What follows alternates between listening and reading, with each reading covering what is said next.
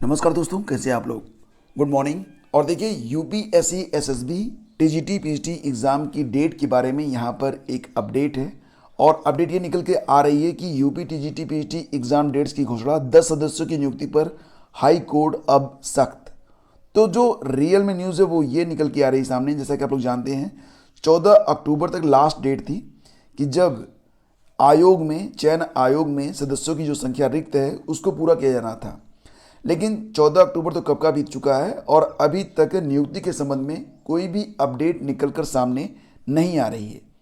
इसका मतलब ये है कि जब तक सदस्यों की नियुक्ति नहीं होती है तब तक टीजीटी पीजीटी के एग्ज़ाम डेट को भी डिक्लेयर नहीं किया जा सकेगा। तो इसके लिए अब आयोग काफ़ी चिंतित है, क्योंकि हाई कोर्ट में जो बातें कही गई थी आयोग के द्वारा, उससे यही लगता था कि मध्य अक्टूबर तक सदस्यों की नियुक्ति कर ली जाएगी और अक्टूबर में ही एग्ज़ाम डेट भी डिक्लेयर कर दिया जाएगा। लेकिन ऐसा हो नहीं पाया। आप लोग जानते हैं कि 4163 पद हैं जो कि टीजीटी और पीजीटी के हैं। इसके अलावा प्राचार्यों के 632 पद हैं जिसके लिए भर्ती प्रक्रिया 2013 में 9 साल पहले शुरू हुई थी। दोनों पर ही जब तक सदस्यों की नियुक्ति नहीं होती है तब तक कोरम पूरा नहीं होगा और प्रक्रिया आगे नहीं बढ़ पाएगी। तो फिलहाल एक लेटेस्ट अपडेट यहाँ पर निकल के सामने आ रही है कि अक्टूबर के महीने में, यानी कि इसी महीने में जो दिन शेष बचे हुए हैं उन्हीं दिनों में सदस्यों की संख्या पूरी करने के बाद, यानी कि नियुक्ति प्रक्रिया को पूरी करने के बाद एग्ज़ाम डेट और इंटरव्यू की डेट भी डिक्लेयर की जा सकती है। और अगर ऐसा नहीं होता है तो इस पर हाई कोर्ट अपनी सख्ती दिखा सकता है, क्योंकि ये बात इन्होंने हाई कोर्ट में कही थी। बेसिकली फ्रेंड्स, ये परीक्षा कब तक होगी, एक बहुत कॉमन सा सवाल है आप लोगों का। तो आप लोगों से बस कहना चाहूँगा कि अभी चयन बोर्ड में जो कुछ चल रहा है उसको देखते हुए तो यही लग रहा है कि जनवरी से पहले कुछ भी कर ले आयोग, जनवरी से पहले ये परीक्षा नहीं हो पाएगी। तो आपके पास अभी भी काफ़ी समय है। अगर आप लोग चाहें तो अभी भी अपनी तैयारी को एक नए सिरे से स्टार्ट करके सफलता भी प्राप्त कर सकते हैं। यूपीपीसीएस 2021 प्रारंभिक परीक्षा का परिणाम, जो कि सिंगल बेंच ने कहा था कि इसको रद्द करते हुए पूर्व सैनिकों को आरक्षण में शामिल करते हुए फिर से परिणाम डिक्लेयर किए जाएं, इसको लेकर यूपीपीएससी काफ़ी सांसत में था। फिलहाल मामला डबल बेंच में गया और डबल बेंच से यूपीपीएससी को राहत मिल गई है।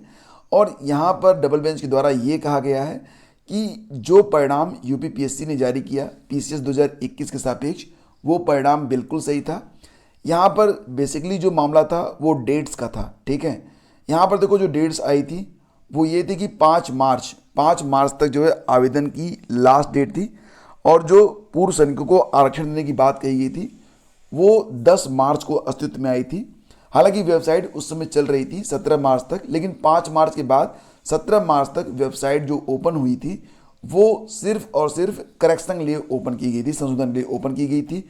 इसलिए डबल बेंच ने ये कहा कि लास्ट डेट 5 मार्च के बाद ये आदेश आया था, इसलिए नियमानुसार ही रिजल्ट सामने आया है। आगामी जो परीक्षाएं होंगी उसमें इस बात पर ध्यान दिया जाना चाहिए। तो ये खबर आज के तमाम अखबारों में है। आप कोई भी अखबार उठा लेंगे तो हर अखबार में ये खबर आज छपी हुई है। एकल पीठ का मानना था कि ग्रुप बी के पदों पर पूर्व सैनिकों को आरक्षण देने की अधिसूचना 10 मार्च को जारी हो गई थी। यह जारी होने की तिथि से लागू हो गई थी। पीसीएस का आवेदन करने के लिए 17 मार्च तक पोर्टल खुला था। यदि आयोग और सरकार की मंशा आरक्षण देने की होती तो इस अवधि में अभ्यर्थियों को आरक्षण का लाभ दिया जा सकता था, लेकिन ऐसा नहीं किया गया। आयोग के अधिवक्ता की दलील थी कि सिर्फ 2 अभ्यर्थियों के लिए पूरा परिणाम रद्द कर दिया गया। तो बेसिकली यहाँ पर जो डबल बेंच में मुख्य न्यायमूर्ति राजेश बिंदल और न्यायमूर्ति जे मुनीर की खंडपीठ ने दिया है फैसला। खंडपीठ ने एकल पीठ के निर्णय में लिए गए इस आधार को सही नहीं माना कि पीसीएस का आवेदन करने की अंतिम तिथि 17 मार्च थी और भूतपूर्व सैनिकों को आरक्षण के दायरे में लाने संबंधी अधिसूचना 10 मार्च को ही जारी हो चुकी थी और उसी दिन लागू हो चुकी है। तो खंडपीठ ने कहा कि वास्तव में आवेदन की अंतिम तिथि 5 मार्च थी और इसके बाद पोर्टल 17 मार्च तक सिर्फ उन लोगों के लिए खोला गया था जिन्होंने फोटोग्राफ और सिग्नेचर गलत कर दिए थे, ताकि वे इसे सुधार कर सकें। तो इसी के आधार पर सिंगल बेंच का जो डिसीजन था वो रद्द करते हुए और जो परिणाम था यूपीपीसीएस का उसको जारी करने के लिए आदेश दे दिए गए हैं। और दिवाली से पहले लोक सेवा आयोग पीसीएस 2021 का अंतिम परिणाम जारी कर सकता है, क्योंकि जो रिजल्ट है वो तो 15 दिन पहले ही तैयार हो चुका है और बहुत जल्दी अब रिजल्ट तैयार हो गया है। तो आदेश आते ही ये परिणाम जारी किया जा सकेगा, यानी कि इस बार जो लोग सफल होंगे उनकी दिवाली तो 100 गुना ज़्यादा मज़ेदार होने वाली है। तो फ्रेंड्स, अगली बार दिवाली आपकी भी शानदार हो, यही कामना करता हूँ। इसके लिए आपको जो पसीना बहाना पड़ रहा है उससे बिल्कुल पीछे मत चलिए, और हाँ, अपने दिमाग को हमेशा पॉजिटिव रखिए। मैं बार बार कहता हूँ, कुछ लोग कमेंट भी करते हैं कि पॉजिटिव कैसे रखें, तो सबसे बड़ी बात ये होती है कि आपका नेगेटिव माइंड आपको डिस्ट्रॉय कर सकता है, इसलिए पॉजिटिव रहेंगे तो ही आपके पक्ष में सब कुछ होता रहेगा।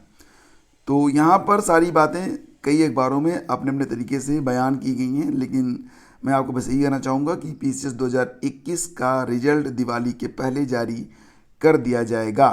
ठीक है, चलो आगे बढ़ते हैं। और खबर है कि साल भर के मोबाइल में मिली सरगना के साथ 217 चैट, व्हाट्सएप पर होती थी पूरी डील, कई अन्य परीक्षाओं में भी की थी सेंधमारी, पीटी धांधली में सोराव निवासी सरगना की तलाश जारी। तो यहाँ पर देखो, जो मामला है वो ये है कि जो सालवर है सत्यम, उसके मोबाइल में सरगना शिवम के साथ उसकी कुल 217 व्हाट्सएप चैट है। इसमें अलग अलग प्रतियोगी परीक्षाओं में सालवर बैठाने को लेकर सरगना शिवम शर्मा उर्फ शिवम दुबे से सालवर की बातचीत है। पुलिस सूत्रों के मुताबिक चैट के संबंध में पूछताछ करने पर जो सत्यम पांडे है, सालवर है, बिहार का है, उसने ये बात बताई कि शिवम और अन्य के साथ मिलकर, ध्यान दीजिए इस बात पर, कि वह शिवम व अन्य के साथ मिलकर पिछले 3 वर्षों से प्रतियोगी परीक्षाओं में सेंधमारी कर रहा है।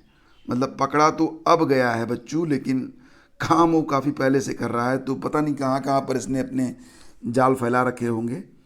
गौरतलब है कि उन्नाव में पीटी के दौरान 15 अक्टूबर को सालवर सत्यम पकड़ा गया था, और इसके साथ ही मूल अभ्यर्थी पुष्पेंद्र यादव और अंकित मौर्य, दोनों निवासी कहाँ के हैं, इस्माइलगंज थरवई को, इनको भी गिरफ्तार किया गया। तो मतलब ये खेल काफ़ी लंबे समय से चल रहा था, लेकिन पाप ज़्यादा दिन टिकता नहीं है, तो एक न एक दिन तो पाप का घड़ा भर ही जाता है। और ये तमाम तरीके से ये लोग जाल फैलाते थे, जाली आधार बनवाते थे, और भी कुछ करते रहे होंगे। और देखो, इलाहाबाद विश्वविद्यालय में यूजी प्रवेश के लिए रजिस्ट्रेशन का जो काम है पूरा हो चुका है, और अब कट ऑफ डिक्लेयर किया जाएगा। तो इलाहाबाद विश्वविद्यालय में स्नातक में दाखिले के लिए रजिस्ट्रेशन शुल्क जमा करने की प्रक्रिया मंगलवार को पूरी हो गई। यूजी की 17,000 सीटों के लिए तकरीबन 45,000 अभ्यर्थियों ने दावेदारी की है। तो वहीं इलाहाबाद विश्वविद्यालय में परास्नातक और इंस्टीट्यूट ऑफ प्रोफेशनल स्टडीज़ के विभिन्न पाठ्यक्रमों में प्रवेश के लिए नए कट ऑफ जारी कर दिए गए हैं। इन पाठ्यक्रमों में प्रवेश के लिए 19 से 21 अक्टूबर के बीच अपराह्न 2 बजे तक ऑनलाइन रजिस्ट्रेशन और डॉक्यूमेंट अपलोडिंग, और शाम 5 बजे तक अभिलेख सत्यापन और फीस जमा होगी। तो जो बच्चे इलाहाबाद विश्वविद्यालय में एडमिशन लेना चाहते हैं उनके लिए एक महत्वपूर्ण खबर है, और वो लोग यहाँ पर देखिए, इलाहाबाद विश्वविद्यालय में जो भी डिटेल्स है उसको देख सकते हैं। एमबीए में अनारक्षित कुल 250.80, ईडब्ल्यूएस के लिए 249, ये कट ऑफ है एमबीए के लिए, एमएससी केमिस्ट्री के लिए, एमएससी एग्रीकल्चर, विवोक इन इंडिया प्रोडक्शन के लिए, बीए इन मीडिया स्टडीज़ के लिए। तो जितने भी अभ्यर्थी हैं वो लोग अपनी कट ऑफ देख लें और एडमिशन जाके ले सकते हैं। इसके अलावा सीएमपी डिग्री कॉलेज में प्राचीन इतिहास, अर्थशास्त्र, शिक्षा शास्त्र, हिंदी, अंग्रेजी, भूगोल, मध्यकालीन, दर्शन शास्त्र और भी तमाम विषय हैं। तो इस पर भी जो अभ्यर्थी हैं वो कट ऑफ देख सकते हैं। इलाहाबाद डिग्री कॉलेज में भी, ठीक है, जो कट ऑफ है वो डिक्लेयर कर दी गई है। तो इस प्रकार ये पूरी जानकारी आपके लिए है, और इसी के साथ आज का सेशन यहीं पे समाप्त करते हैं। तो फ्रेंड्स, अगर वीडियो आपको अच्छा लगता है तो लाइक और शेयर जरूर किया करें। सुबह बिल्कुल 6 बजे आपके लिए करंट अफेयर की एक नई सीरीज स्टार्ट कर दी गई है। अगर आप यूपी वीडियो परीक्षा, यूपीपीएससी आरओ, यूपीपीएससी बीईओ या फिर पीसीएस 2023 की तैयारी कर रहे हैं, ये सीरीज आपके लिए बहुत ही यूज़फुल है।